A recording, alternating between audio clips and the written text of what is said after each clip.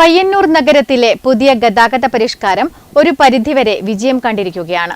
പ്രധാന ഇടങ്ങളിൽ one way സംവിധാനവും നോ എൻട്രി ബോർഡുകളും ടൗണിലെ ഗതാഗതക്കുരുക്ക് കുറയ്ക്കാൻ കാരണമായിട്ടുണ്ട്.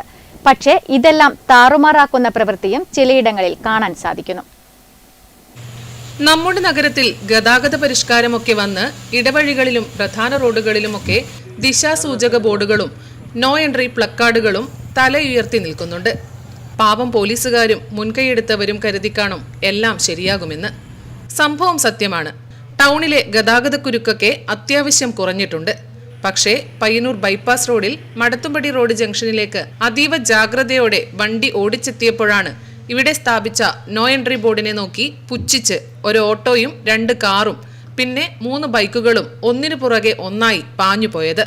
നഗരസഭയുടെ താൽക്കാലിക ജീവനക്കാർ രാവിലെ 8 മുതൽ 10 വരെയും വൈകുന്നേരം 4 മുതൽ 7 വരെയും ട്രാഫിക് നിയന്ത്രിക്കാൻ ബൈപ്പാസ് റോഡിൽ സേവനമനുഷ്ഠിക്കുന്നുണ്ടെങ്കിലും ഇവരുടെ അഭാവത്തിൽ നോ എൻട്രി ബോർഡിന് യാതൊരു പരിഗണനയും കൊടുക്കാതെയാണ് വാഹനങ്ങൾ ഇതുവഴി കടന്നുപോയത്.